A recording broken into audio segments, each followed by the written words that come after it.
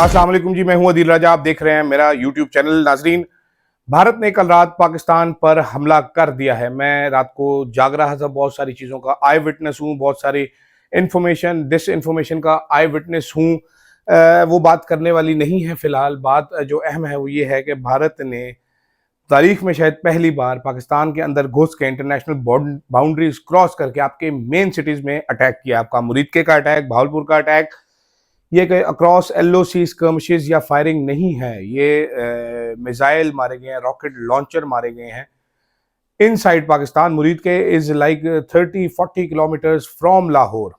ठीक है, तो ये कोई बॉर्डर एरिया नहीं है। मेन सिटीज में आपके अटैक किया गया है, मासूम शहरी मारे गए हैं, innocent civilians have been killed. आपका एक डैम डैमेज किया गया है भारत की जानिब से। बहुत सारे सवालात हैं कि भारत के मिसाइल पाकिस्तान के अंदर कैसे आए, हमने रोका क्यों नहीं।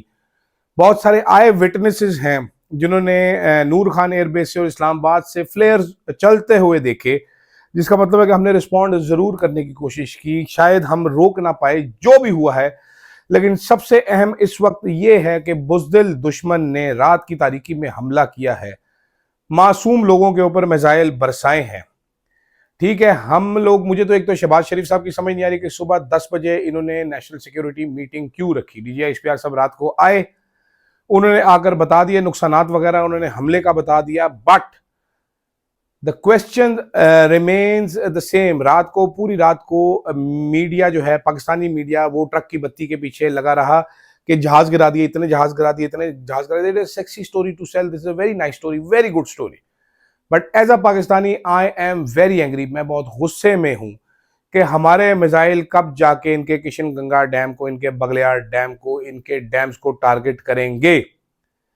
कब जाके हिंदुत्व के मराकज को हमारे मिसाइल टारगेट करेंगे। I am waiting for that response, I need that response. मुझे मालूम है कि आप सब लोग भी यही सोच रहे होंगे। डी एस्केलेशन की बातें की जा रही है जनाब। कांग्रेसमैन रो खन्ना अमेरिका में बैठकर बता रहा है कि पाकिस्तान में टेररिस्ट के मराकज को निशाना बनाया गया है। हम अपनी स्टोरी क्या सेल कर पाएंगे क्या नहीं, पहले अच्छी चीजें बताता हूं। अच्छी चीज, Atta Tarar minister for information was available to international media.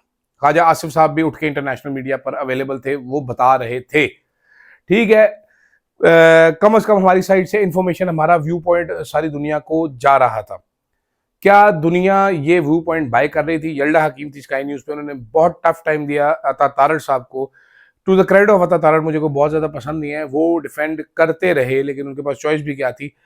जबकि ख्वाजा आसिफ और बिलावल भुट्टो की अपनी स्टेटमेंट्स जो हैं वो हमारे सामने आ रही थी, वो हमारा मुंह चढ़ा रही थी। जो ख्वाजा आसिफ ने कहा जी पाकिस्तान ये करता रहा है, तो वो बार बार यही कह रही थी कि जी भारत ने दहशतगर्दी के मराकज को सपोर्ट किया है। अता तारड़ कहते थे कोई दहशतगर्दी नहीं हो रही पाकिस्तान से। तो वो बार बार ख्वाजा आसिफ की स्टेटमेंट, मैंने उस दिन ये कहा था कि कोई इसके मुंह पे टेप लगाओ ख्वाजा आसिफ के। जिस तरह के ये इंकशाफात कर रहा है, जिस तरह के ये एतराफात कर रहा है, ये कोई पाकिस्तानी टीवी चैनल नहीं है, ये इंटरनेशनल मीडिया है। वो इसको तरीके से इंटरप्रेट करेगा जो इसका मतलब है।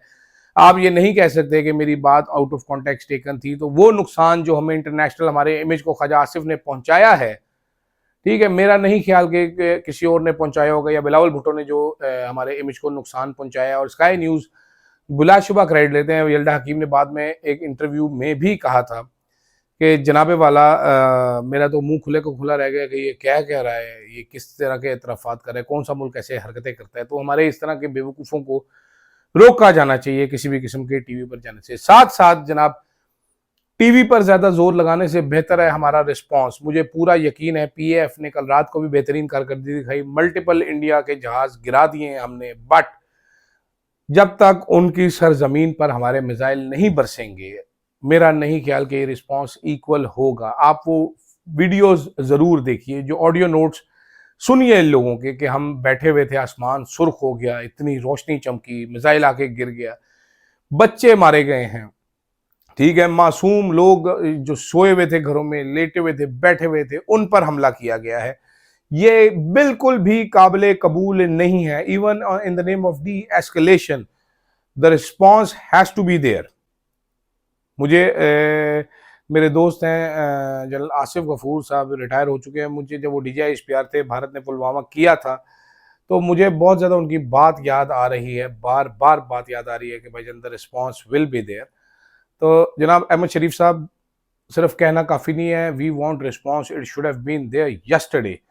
लेकिन मुझे पूरी उम्मीद है कि हम भारत के डैमों को निशाना बनाएंगे। हमने जो टारगेट्स मिलिट्री इंस्टॉलेशन इनकी लॉक की हुई हैं, उनको हम ज़रूर निशाना बनाएंगे। पाकिस्तान लड़ाई नहीं चाहता, ये बहुत क्लियर है, बहुत ज़्यादा क्लियर है कि हम बिल्कुल लड़ाई नहीं चाहते। हमारी बातों से नजर आ रहा था, हमारी फौज के तर्जुमान की बातों से नजर आ रहा था कि we do not want to fight, but now the war has been brought upon to अस।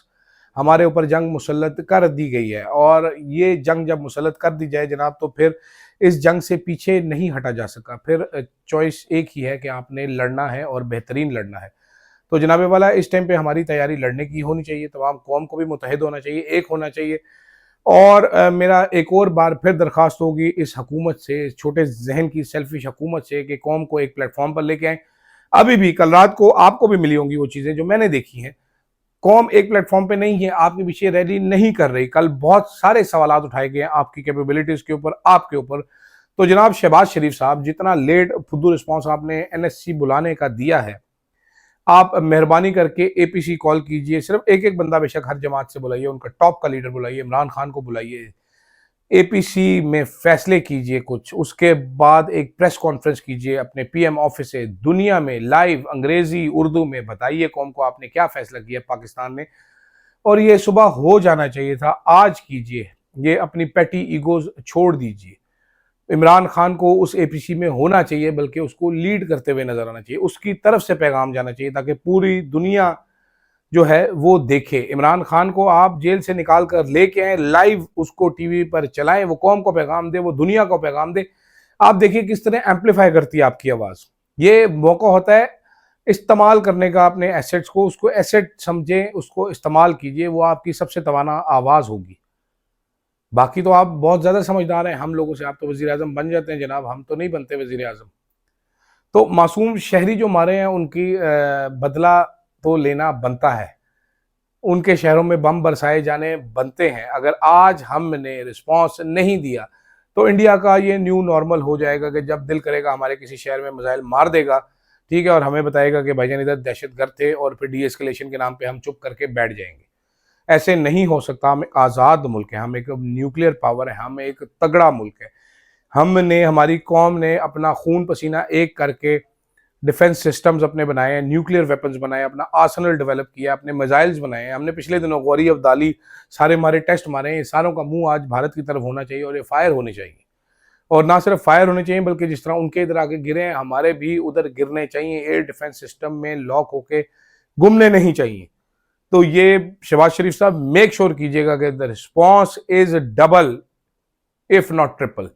ये इक्वल रिस्पॉन्स भी नहीं चाहिए कौम को, इस टाइम डबल रिस्पॉन्स होना चाहिए। I am sorry, this is not war mongering, but the war has been brought upon us. हमारे ऊपर जंग मुसल्लत कर दी गई है, तो इसका जवाब ऐसे ही होता है, इसके अलावा कोई जवाब नहीं होता।